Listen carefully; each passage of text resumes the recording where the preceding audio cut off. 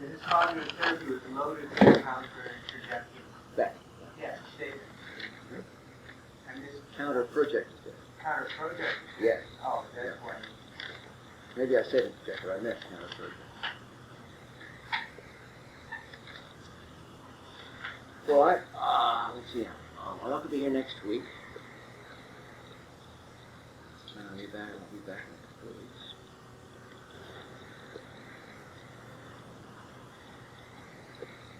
I've been trying to make up my mind how long to go on.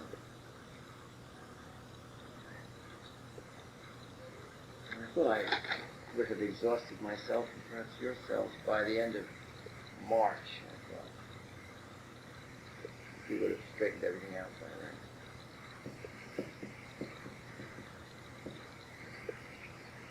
This is the leading article in the American Journal of Psychiatry this month is called Program for Late 20th Century Psychiatry. Maybe that will give us something else to do. But up until that's digested, I would suggest we stop at the end of March.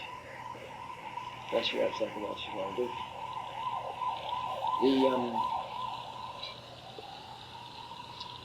Today, in keeping with the distribution that I gave you last time on counter-introjection, I'm going to talk about that and add some things that I didn't put in the paper that I wrote. I think I wrote that paper about 2-3 years ago, and just getting around to it again.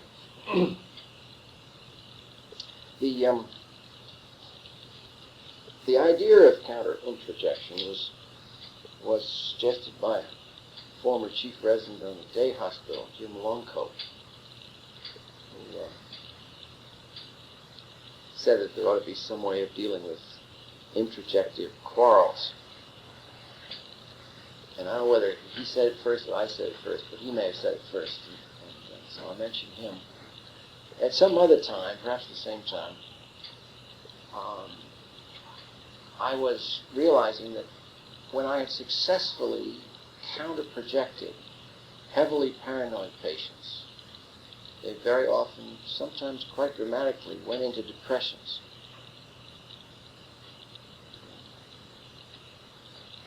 That happened often enough so that I began to get somewhat maniacal notions about one's power to transform paranoid states into depressions. Probably I was misled in that regard, although I must say I've had some experiences that have been quite dramatic. Well, at first when that happened, I felt somewhat defeated since I didn't know what to do about the depressions. But then it occurred to me that this really was, if indeed this is true, that one does transform paranoid states into depressions, that this was exactly what should have happened according to the theory of paranoia. I found that a startling confirmation of the theory of paranoia. The idea being, as I mentioned in the paper, that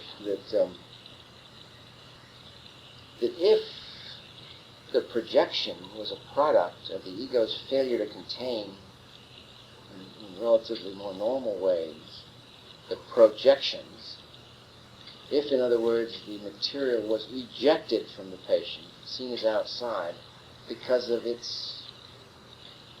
ego's intolerance of it, because of some conflict it produced that could only be solved through distancing, externalization.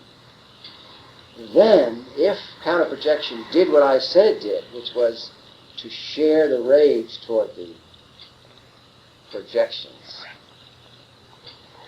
and by sharing, dividing, apportioning, reducing the patient's intolerable feelings, then it should be expected that the intolerable feelings being reduced would now make reintroduction of the stuff that had to be projected possible. In other words, if you sort of model the mind as a sort of an explosive cabinet, which when the charge got too large, shot things out, which is very much the Freudian notion. Then if the sharing experience reduces the internal charge, as I'm claiming, then whatever it is that was shot out should be brought back. Now you say, why doesn't it just disappear altogether or something? Well, we can't expect it to disappear altogether because it's part of the mind. I mean, it's part of the stuff of the mind. And therefore it should reappear now inside the person again, where it always was and where it used to be. Notice how very important to me these ideas are, although they're still very analytic ideas. I'm talking all the time about distance and closeness as qualities of mind. Now we're talking just that way, aren't we? In any case, this stuff should then be reintroduced into the mind. Well, if this stuff is negative, even though its negative charge may have been reduced by sharing, if this stuff is negative, then it should still be negative when it's reintroduced. And now we come back to our theory of depression, which is that depression has something to do with a identification with a introjected negative charge. And that's what causes the self-depreciation, as opposed to the depreciation of oneself from outside, which is paranoia. So, indeed, this was a lovely fact, if it's true, all the way around. Both the theory of paranoia, the theory of depression, and the theory of counter-projection. Another way one could look at this is to use the somewhat now tarnished concept of the synthetic function of the ego, which was once held high in these analytic circles, partly because it was produced by a man named Robert Felder. He was a Bostonian who got divorced and moved to Philadelphia, but who was still revered in Boston, and the synthetic function of the ego was seen as a very important idea. Synthetic function of the ego is the idea that the ego is the executive organ of the personality. That's straight Freud. Right? But that the executive function is essentially a synthetic function. It holds the mind together. And so you can see you can put my argument in those terms if you choose. That is, the ego, being reinforced by the sharing experience, resumes some of its slightly, trampled on synthetic capacities and draws back in its synthesis the project, now introjected again. Well, that's making the same point in a slightly different language, but the same point. So, if indeed this was true, then we should expect that successful counter-projection should produce depression. Now, what should then one do about depression? Well, from one point of view, the answer was already at hand, wasn't it? We are given a program for the psychotherapeutic treatment of depression, aren't we? And it, of course, springs out of Freud's ideas in Mourning and Melancholia. That is, that the hostile introject, has to be mourned. That's our general teaching. As you have to say goodbye to it through remembering one's relationships with it. One cuts the cord that one binds oneself to it by successive rememberings. All the steps in that program are not quite clear, and it's a little bit too closely modeled on the process in normal mourning as opposed to melancholic mourning. But nevertheless, that's been the prevailing teaching, particularly in this building, where indeed the idea of mourning losses was the main idea in psychotherapy during the Semratian era. And it's still, in the woodwork to some large extent. And if you go up on Service, the old Service 2, which God knows what it's called now, but the old Service 2 used to be famous, as you all know, for the fact that you couldn't even go off the ward to take a leak, for heaven's sake, without having to have a discussion about the loss of your presence on the ward. And lo and behold, if someone was to drop dead, God forbid, or leave for Jamaica or something, then, of course, everybody went into total mourning and wore black and crepe, and the place was, I thought, a kind of caricature of mourning and melancholia. But that was a place where, because of the variety of leaders whom I knew pretty well over the years, this Semratian idea about psychotherapy as lost mourning took a absolutely magisterial hold on the imaginations of everybody that I could encounter on Service 2. But it obviously was not unfamiliar to the rest of us in this institution either.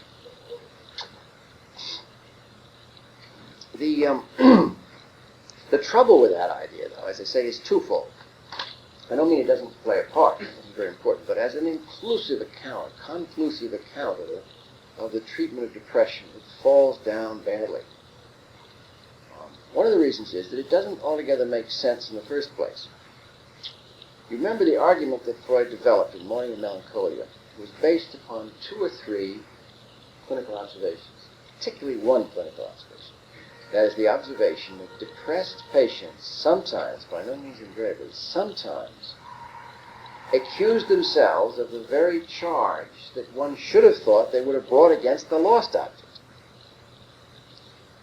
Abraham's famous example was of the lady who accused herself of all kinds of from promiscuity and fooling around, when in fact she was a puritanical old soul. But hubby, who had just dropped dead, he was a philanderer.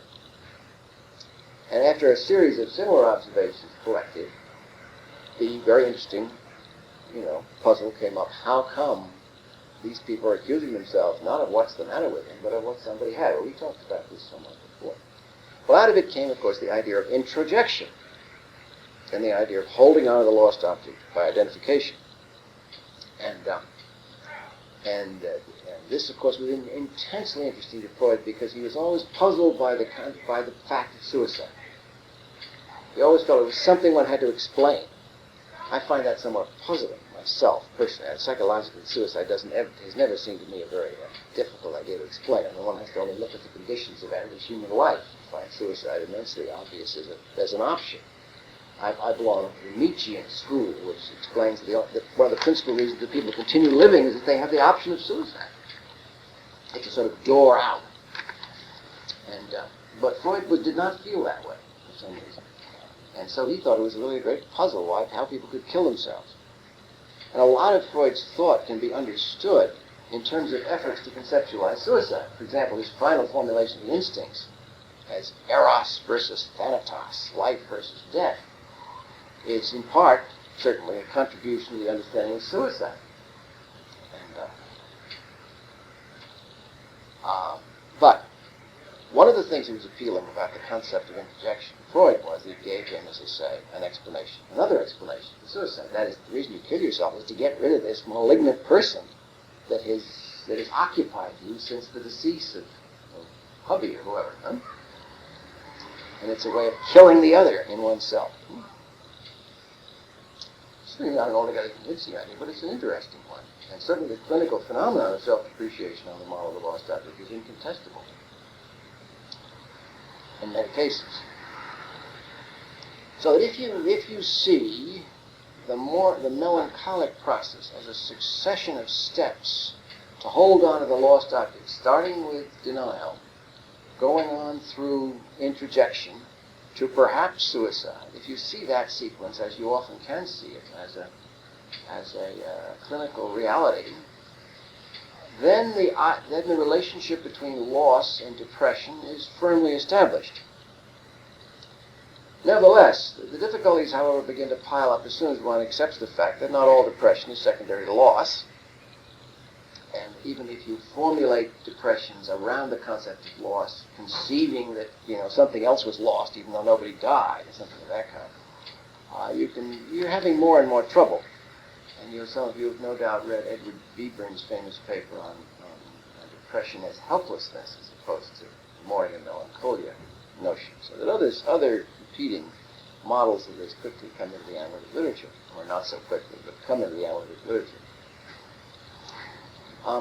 Another difficulty is that it isn't clear why talking about the lost object should get rid of it.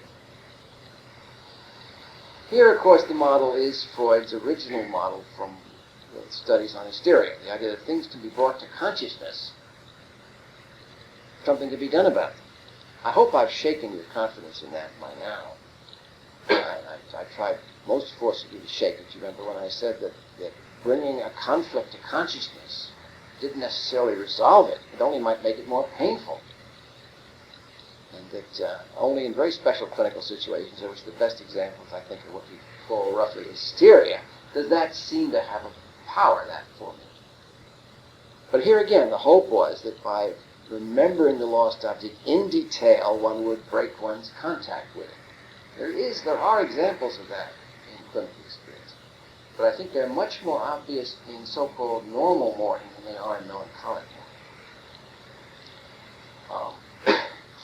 A final objection I have to saddling psychotherapy with mourning as the model for the treatment of depression, a final and to me fatal objection that I have to that notion, is the fact that there are some people who simply can't do it. Try as you will.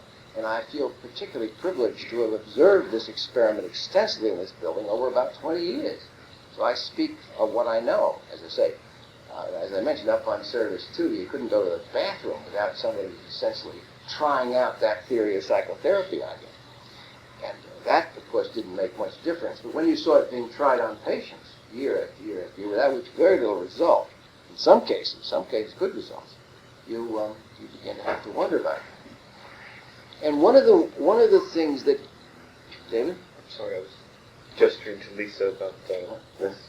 Sorry. It's quite all right. We'll go over there. I can interrupt you.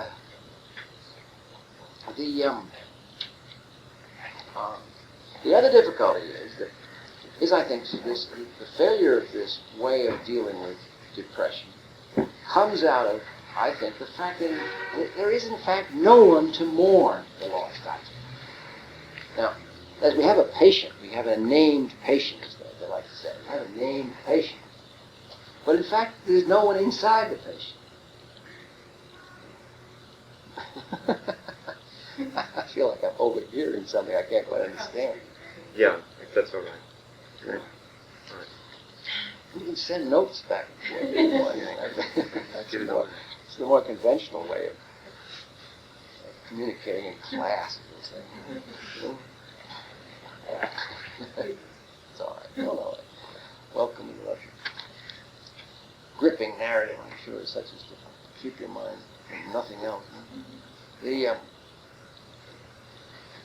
And it took me, now in turn, it took me a long time to realize that there might be people present who were in fact absent.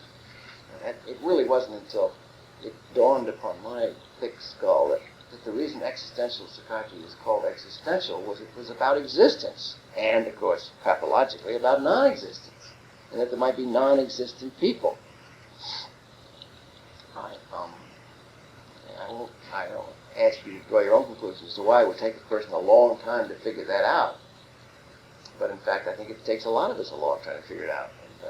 And maybe more time spent in Rome would have speeded up that discovery, since the existence of human beings in relationship to each other is obviously what you're encountering when you meet people who are people. Anyway, it struck me that maybe one of the reasons that some people couldn't get rid of these objects was they didn't exist. And the process of mourning anything was impossible because there was no one to mourn with. And as you may or may not have read in that paper I distributed to you, I compared such people to countries that had been overrun by invading armies. Take a country like Albania, that has been overrun endlessly by invading armies and hardly exists anymore, except as a piece of territory across which various armies march. And to think of such an entity mourning anything, is to suppose it has an existence which far transcends the existence of that. Well, I thought there were a lot of people that you could hear quarreling, sometimes quite loudly hear quarreling, since they were having voices quarreling over them, which they could hear in the report to you, in which there was, in fact, however, very little of them, which one could see apart from the quarreling, apart from the warfare. So, all this conspired in my mind to meet this observation about the transformation by counter-projection of paranoia into depression, conspired in my mind to think that maybe the job might involve finding or developing the other. Obviously, this was in the zeitgeist, in the air, in the intellectual climate, because not more than 1,500 miles away, in 1971, was published a book called The Analysis of the Self by Heinz Kohut, and then in 1977 a book called The Restoration of the Self, lo and behold. So we're talking now about the creation or development of the self. So obviously there was a moment in the modern psychiatric and psychology when a lot of people were thinking about very similar kinds of things. If you go back further than that, of course, to some of the work which presages this, I think essentially, when you think of Erickson's interest in identity and other phenomena of the same. So I was interested in how one might reach into the person and help them develop someone who in turn might then make it possible to do some of this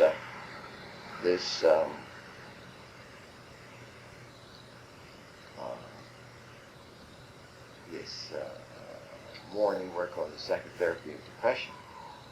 Another thing that led to this, after this rather tiresome list of prefaces, another thing that led to this was continuing to counter-project people who had become depressed and realizing that all I was doing was insulting them and that they became alienated from me when I tried to counter-project. And that also was a stunning observation, it turned out, although it was very discouraging for a while. It was a stunning observation because it was obvious once one thought about it why they would be insulted by my counter-projection, because counter-projection involved taking a position against the introject. But if now the introject was identified with, I was essentially insulting them. So that all seemed to hang together in a rather elegant kind of way. It also wasn't possible to do my other thing, which was empathizing with the depressed person, although that was easier. And that was because some of the patients who hated themselves came to hate you if you empathized with the self that was hated, which in turn made sense. So instead of respecting you when you empathized with them, they might find that they also thought poorly of you, just as they thought poorly of themselves. An appropriate conclusion if you were successful in identifying with them, which was under attack from the introject in depression. Well, so much for all this. But the most exciting part of the thing, which I only completed this morning when I realized that one of you had given me the answer, and I had sort of acted as if I knew it already when I didn't. Last week, I've got to go back over that and find out who it was so I can give myself proper thanks. But the next step in this process occurred. Actually, it occurred several years before the step I've just given you, but it occurred in a way that left me mystified.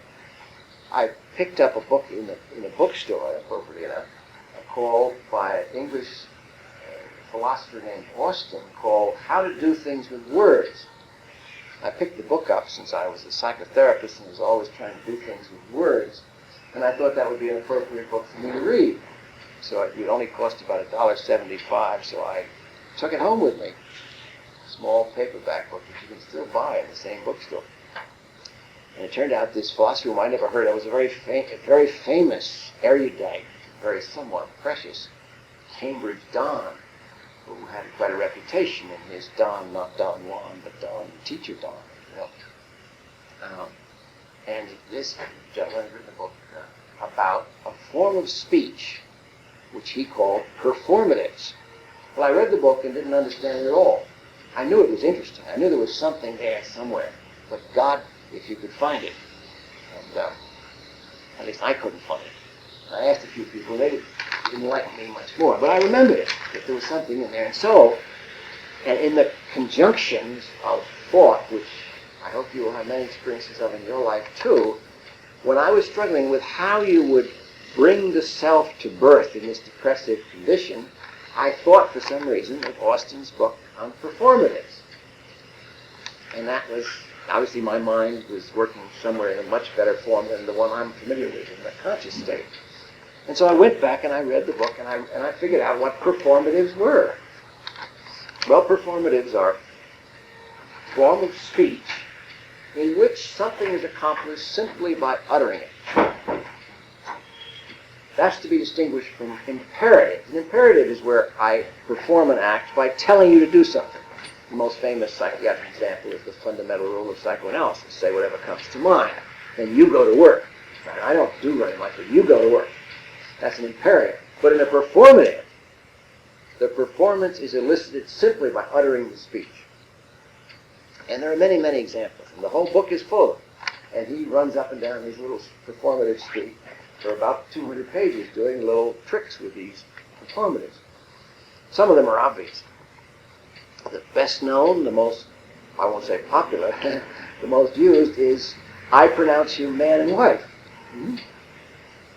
By uttering that, certain people in our community, legal and priestly people, can indeed cause certain events to transpire, the like of which you'll have a hard time duplicating. Then there, in days gone by, right, not Camelot, but even before that, it was common to hear, I understand, at least in the stories I read, one holy person saying to another, or at least one royal person saying to a less royal person, I dub you Sir Lancelot. At which point it was sufficient, at least it's what I understand, probably the bureaucrats have gotten in, more is required, but it was once possible for Queen Elizabeth simply to take a sword, if she could lift it, poor thing, and clump it on the shoulder of Sir Walter Raleigh or something, and lo and behold, Walter was Sir Walter. And that went on, you know, and if you're Sir Walter's son, and, you know, it goes on, it's quite an act. It does a lot. It's a performative. Another example of this is what happens if Mamie Eisenhower, who's now dead, who used to be doing this endlessly, would go around from one shipyard to another with magnums of champagne, God forbid such a waste, crashing it against the bows of vessels, at which point if the people pull out the chock at the bottom, this thing slips mysteriously into the water, seemingly propelled by Mamie and her bottle. In fact, it's an accident. It's an accident. And it's been known to require 3 or 4 bottles before they finally got to block the wood out and let the thing slip.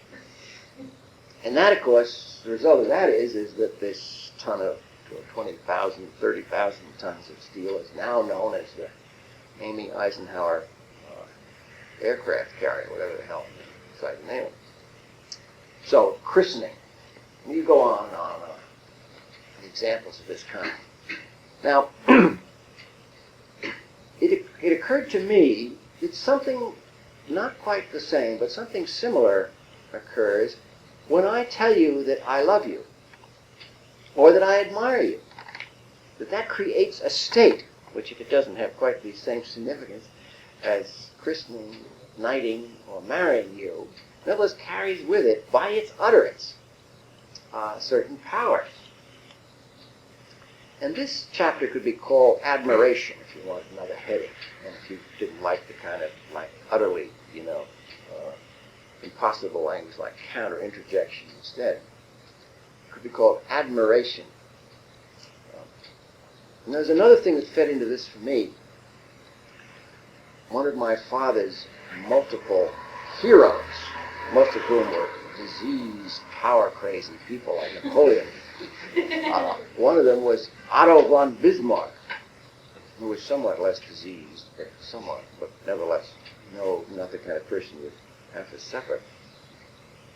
Otto von Bismarck is supposed to have remarked, I read this in one of the better books of this kind that my father collected, said that you can do anything with children if you'll play with them. And I'm not impressed that that's entirely true, but there's truth in it.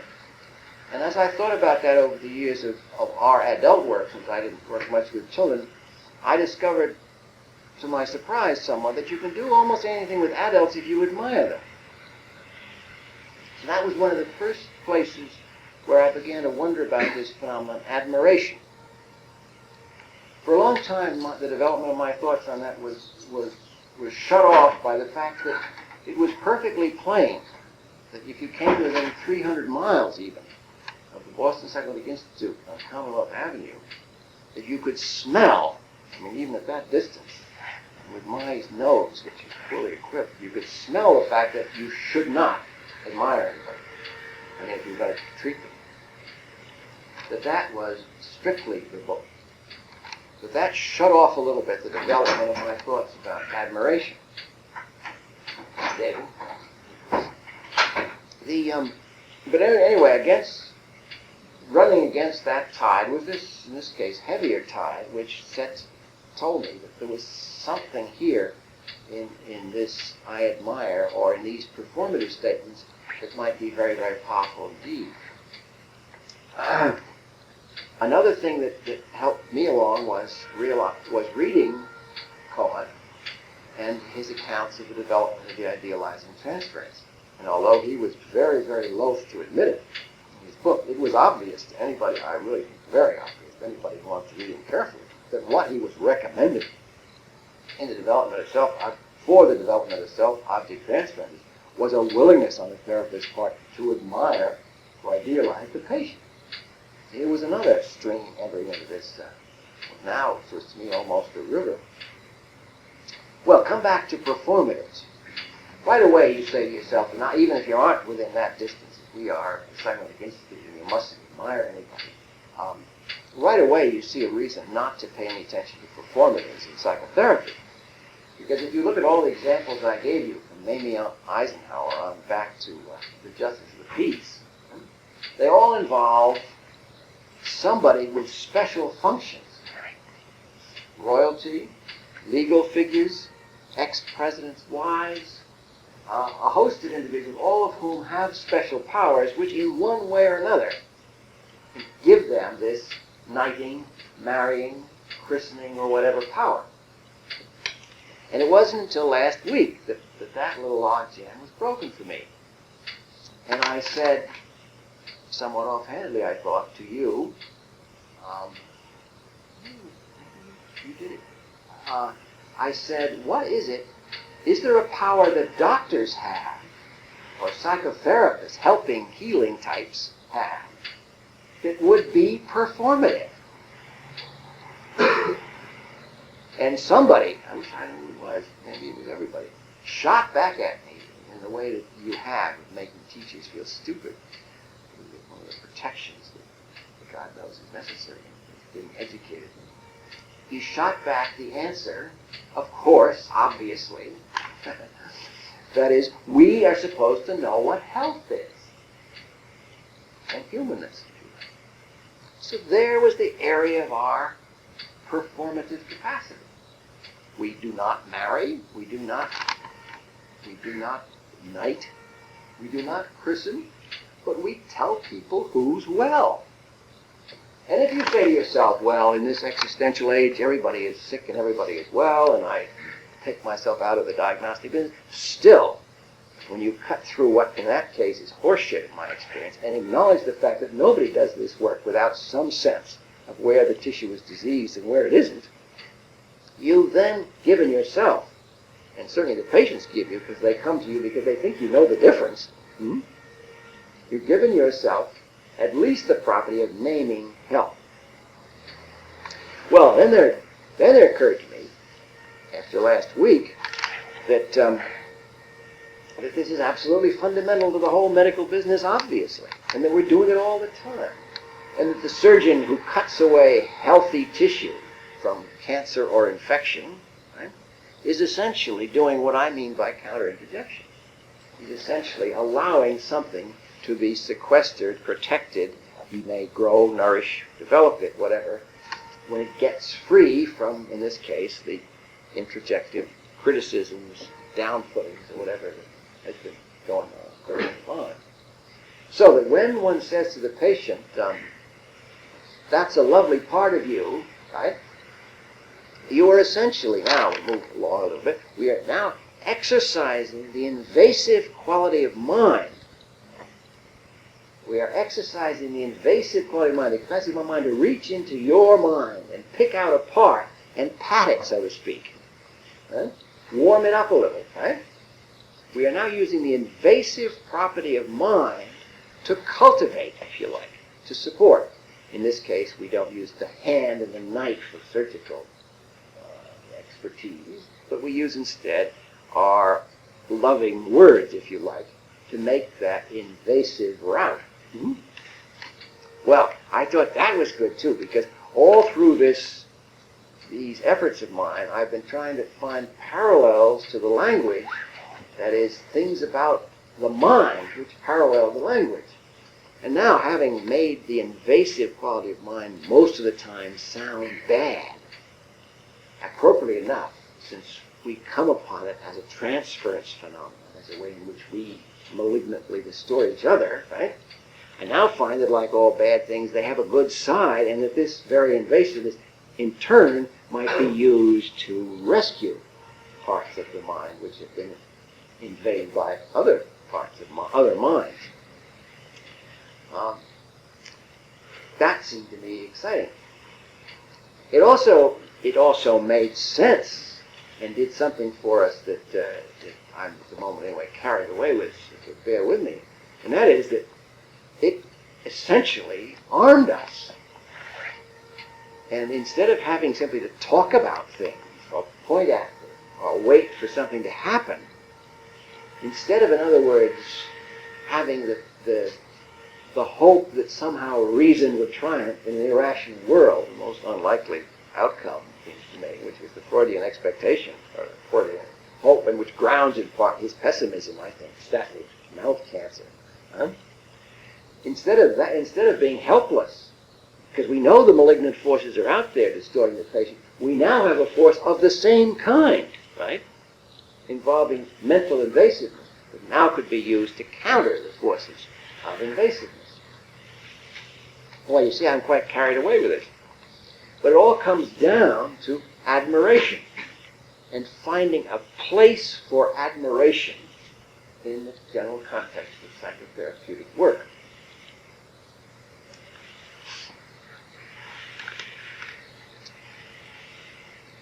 Now, if you say to me, as I'm sure we would all be quick to say to one another, especially within the ambience of the Commonwealth Avenue Institute, if we were all to say to each other frankly what we're thinking, we would undoubtedly say, well, this is a dangerous thought, right?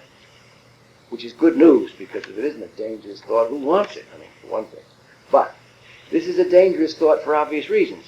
Because, first of all, we may admire the wrong thing, right? We are making a decision about what we admire.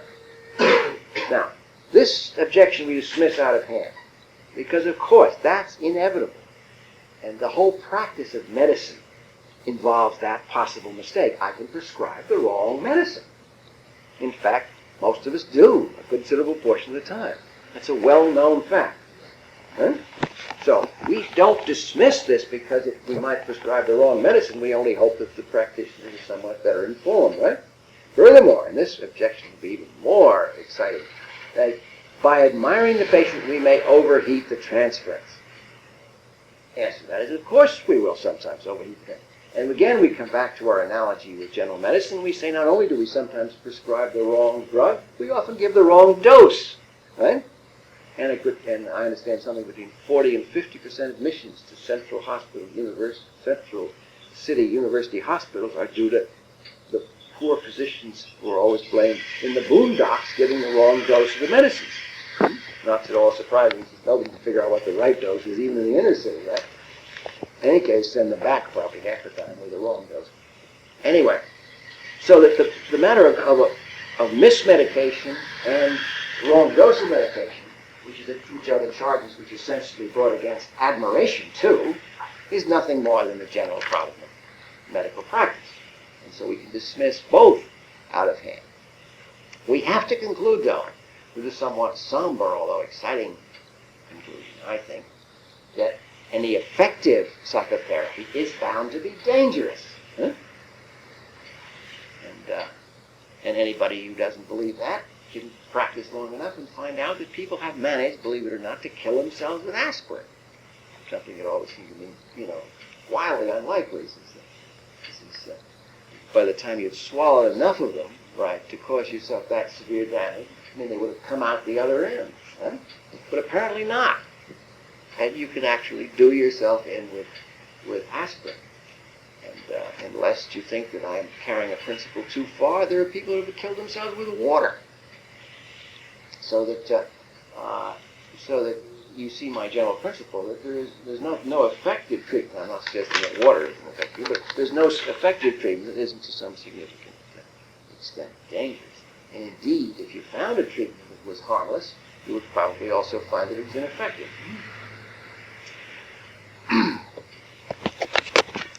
Now,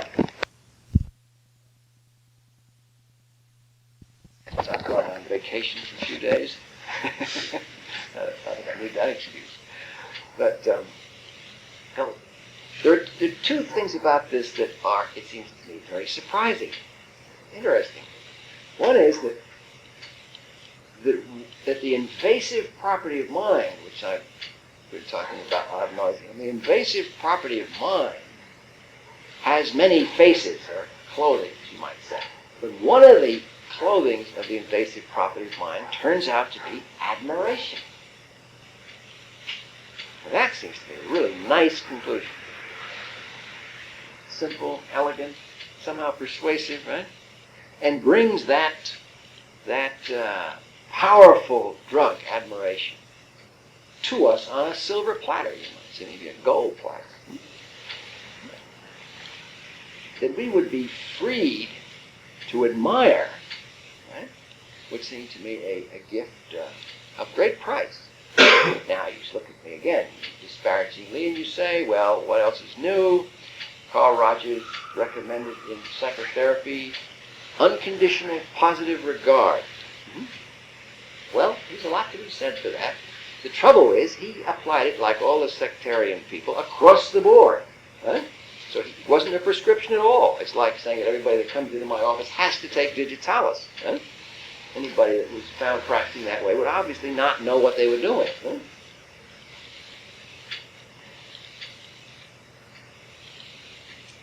So, I propose, this is a performative utterance, this speech, you might say. I propose that we arm ourselves with this performative, which is counter-introjection, which in turn are various changes on the theme of finding and admiring and protecting. Well, that may not. I may simply be a sort of narcissistic parade. I may get over it in the course of time. You know how you are when you were younger, hopefully. It may still be going on. That you write a poem, you know, when you're about 18. And when you finish with your poem, you read it. And maybe your poem is to your beloved, but it may not be even your beloved. But the fact may be that you are beloved of your poem. And there's nothing that... There's only one other instance of such blatant narcissism in everyday life that I know of. When you return to your cabinet of adolescent utterances in later years and read over the poem, and you flush with embarrassment at this ghastly product, which at one point, however, you esteemed higher than yourself, right, as a kind of ego ideal. So that one has to beware of what one loves and what one produces. The other instance of narcissistic distortion that's common in everyday life is, of course, what people think about their children. And I have just gone through this in great detail so I can report on certain facets of it to you. And I have a 3.5, almost 4-year-old child now. And even within that short compass of years, as I look back upon Emily's photographs, I'm stunned by what I won't call her unattractiveness at a very early age, because she was always a delightful child, but I am stunned by the extent to which I regarded her as a combination of the Mona Lisa and Marilyn Monroe and Candice Bergen or something. I mean, it was really quite a phenomenon. And the dear little thing was very cute and everything, but it really was, and it was a tribute to the kindness of one's friends that they could listen to these utterances or observe the pictures without, more or less tapping their heads, right? And now that she's gotten older, she seems to be obviously prettier, but I'm saying to myself, my judgment has been shown to be so remarkably, off base that what's to be said for the present judgment? I mean, how can one defend it? So I won't, with that, and it is true that some people are more susceptible to those encroachments than others. There are people that it's easy, for example, to flatter. And that's the clinical sign of susceptible narcissism. with the use of extenders, you can basically put out a remark and get a remark and get a remark that'll give you some kind of clue as to where you are with respect to the patient's experience, or the part of their experience with which you might want to get next to. With the use of formatives, what kind of process occurs by which you can figure out whether or not, when you put one out there, whether or not you have completely messed up and used the wrong drug, or that you're not patting the right thing, and B, how do you know that you're patting the right thing? You get the sense, first of all, when do you know when to pat? Second of all, how do you figure out when you throw out a pat? Does the same process occur whereby they will let you know that you have not patted the right thing? And then what are the clues and signals that go on so that you can, and then dosage, how much to pat? Well, that's a very good question. I don't know the answer. It'd be fun to try to think it out. What there might be possibilities of answers. To try some of them out. One thing that I believe is a guide is that the thing that I start with, at least, that I start to pat, is the thing that is under attack. And I gave some examples in that case that I gave you in that paper, where sometimes his generosity and kindliness was seen as weakness or gullibility by his critical function.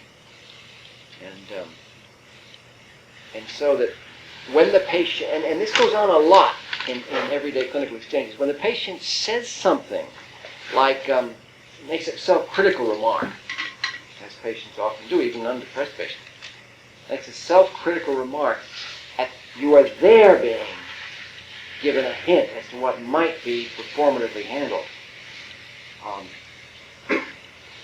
Some of those, and I've never thought about this before either, but some of those are obvious tests for you to pass. For example, patients are always saying, it seems to me, always saying to us things which will trip us up, in the sense that they are things that if we agree with, we have then resumed the parental abuse of them.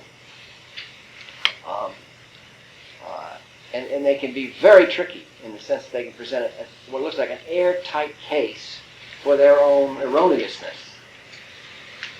And you can sort of buy that, especially if you're trying to assign some pathological label to them, and they're helping you by giving you all kinds of hints that they've got such and such the matter with them. And you can fall into that business and then essentially take the place of beside their interjects rather than beside their beleaguered selves. And if you think of it from a Kleinian point of view, it's almost inevitable, because if the discourse with you is heavily influenced by their interjects, then the interjects will feed you lines like the interjects lines about them, especially if you are an older parental type authoritarian person.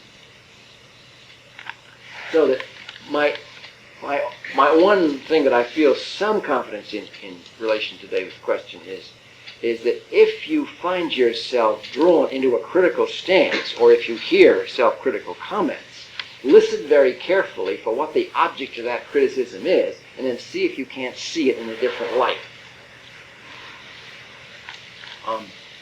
What happens as a rule, in my experience, with making counter-introjection statements is that nothing happens. That the thing is more that it's spitting in the ocean. And even if the wind is right, you don't hear it. When you drop a penny in a well, you don't hear it because it hits the bottom. Nothing happens. And in that respect, it's rather like the empathy with catatonic people. You will say to catatonic people for 6 months, how awful, or it's unbearable. And you'll say that for 6 months while the patient goes dribbling along about something else, and you get nothing like a take. And then 6 months, you'll say it, and they'll look at you suddenly, and they'll say something that confirms that for you. But you've been throwing that into the system for a long time before you get anything right to take. And in the old days around here, I don't think you have quite the same pressure we used to. In the old days around here, if you didn't spend 6 months with a patient who said nothing to you, you hadn't passed. That was, Elvin would look at you, if that hadn't happened to you, as if you were, you were what was the old, a tenderfoot, whatever, a neophyte, or, somebody that had not yet entered the course, right? You come back from a 7-mile march in basic training and your shoes are still shine, and the sergeant realizes that you had spent the 7-mile march in the barracks, right? And you got out to come back to join the crowd at the last quarter foot or two, right? That's what you'd feel like around here if you hadn't spent 6 months with a patient that did nothing. My patient was Georgia Rumeliadis, who was brought on a stretcher from Springfield to be lobotomized in 1974, and my first glimpse of her was naked when she emerged from underneath her sheet, gnawing on her toenails. And Georgia was a big Greek girl with all the sweetness of disposition of about 12 rattlesnakes. And she did not talk to me. In fact, she didn't come into my office for 3 months. She didn't talk to me for another 6. But that was, as I say, we undertook that the way good recruits undertake a march through the swamp. You had to do it, otherwise you went in the Army. What year was that? That was 1954. 54. In 1975. Right, well, that's a great tradition. I hope it never dies. And God knows we have enough customers just wandering around the lobby here. So glad to surprise. In fact, I think one of these, I was wondering if the big change was the reason I was wandering around the lobby. They're not upstairs with some poor beleaguered resident sitting in the room saying nothing, which is a great relief to the lobby. David? One of the things about the paper, one of the things that stood out about the paper was that when you talk about the war invading armies and that there are so many wars that have gone on in most of the cases we deal with, there have been so many battles that have been fought and lost and strung out that if it weren't for the invading armies, there wouldn't be no people there at all. At least that's the way it seems. And if you're going to use performative to help populate the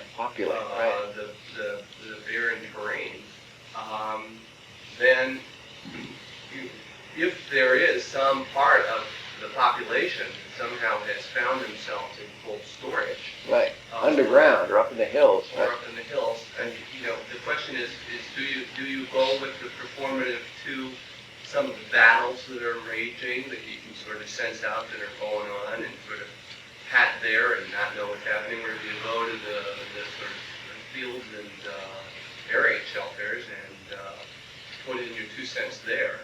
And well, it's a number, it's an admirable thing to save some of your energy for the future, or it's not an entirely despicable thing to preserve the species, or I don't know what I would say. Right. What I got was that you were saying maybe go for the battlefield and... Well, yeah, it's a good... What you said going in my head is during the Spanish Civil War, which you may not remember very clearly, although I do, which was fought between the Italians, the Germans, and the Russians, speaking of invaded countries. And Spain looked for a while like it was one of those. And of course, Spain has been fought over. The Moors came up from the south, and the French came down from the north. And even the great Spain has had some rough times. But there's a David Lowe, who was an English cartoonist, the greatest cartoonist of his time, an incomparable humorist. And he had a famous cartoon about the Spanish Civil War in which he showed a picture of Hitler, Mussolini, and Franco. That was the Falangisti, that was the fascistic side which won the war. And they were all dressed up in funny Spanish costumes. Hitler had a sombrero on, and Mussolini, who was a big chinned man, had something thrown around it like a bullfighter. And Franco was dressed up in some kind of, doing a click-click, one of those things they have, the castanets. and they were sort of dancing around the front of this picture, and the heading was, they were singing a little song, which was the heading of the cartoon, which was, "There's nobody here but us chickens." And, well, in other words, they were in disguise, right?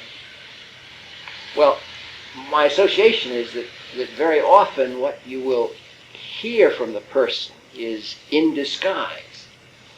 And that is, they will be, in other words, advertising something about themselves to you that they really like, but that they have to put in disguise because of the quarrel with the Introjects. And it would be nice to see if one could identify with that. Often it's enough to feel, and here I go back to the performative right, R-I-G-H-T, the right to make performatives, which society has, given us by means of our medical therapeutic training. The right to make performatives is that we have something, we are supposed to have some sense about what healthy human development is. Well, going back to my cartoon of the Spanish Civil War, well, what's the matter with those characters parading across the Pampas, whatever they are, I guess that's Argentina, parading across Spain somewhere? What's the matter with them? Well, they don't belong there, right? They're phonies. And they're just, they don't have it in terms of there being sort of human beings in Spain, right? And you could see that because Hitler had his sombrero on the wrong side and the ass. Anyway, that doesn't quite do him justice. And so that you're looking for something human, right? Looking for something human, and that I think is a significant guide. And one of the things that's about the introjective criticisms is that they're inhuman. That is, they take a feature of a human being and they somehow invalidate it, as if what is the saying? There's nothing human can be alien to us. What is that Latin saying? You feel that terribly. I don't know how many homosexual people that you've dealt with who've been struggling with their homosexuality. I have a man now who has come out. He comes from a supremely waspish family. And for a long time I didn't know why he was so preoccupied with suicide until I began to get hints that his family, now that they knew he was gay, they wanted him dead. Ooh, they wanted him dead. First hint I got was when his mother, who was a very, very great lady, the president of the museum, his mother asked him very quietly if he wouldn't consider a marriage of convenience. You know what that is? A marriage of convenience is when a gay person marries in order to cover the fact that they're gay. It's a very common practice. And would he consider a marriage of convenience? Well, that was indicative of the quality of her reception, of his finally having found someone to love, which is what his coming out meant. He had fallen in love and he did not want to hide it. And so that his first conscious human experience of love was met by this superficially bland and friendly comment that wouldn't it be nice if he underwent marriage? Yeah. Well, so that's when I heard that, and my blood ran cold, and I thought to myself, they want him dead. And I said to him, after we had been struggling with the suicide, he was much better. He was happier. He had his first time had love in his life, and he was working, composer, and he finally composed something, and it was in some ways it was really a triumph, but he still was preoccupied with his death. And so I said to him, why is it a surprise that you think of suicide? Because they want you dead, and you're still so much identified with them, you want yourself dead, hence the suicidal ideation. Well, all that was in a crude kind of anti-aircraft battery kind of firing in the air way, meant to be counter-projective, in the sense that I was trying to protect his human love against this appalling battery of efforts to kill it. And incidentally, that was the first real relief he had from the suicidal ideation. When that thought dawned, at first he was absolutely shocked. He himself is rather like his mother, absolutely shocked that such a thought could possibly be true. And then he began to remember things that they had said, including something that had happened to a friend who had gone home and told her father that she was gay, and her father had, I can't see the mimicking of it that my patient did, but the father had said something like, I see.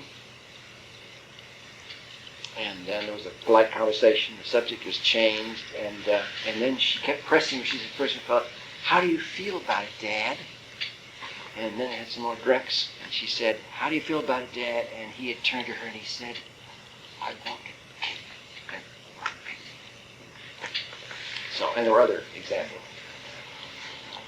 And that thing, it was, I want to choke you. And it started out like it was going to be a kiss, and it turned out he was going to strangle her.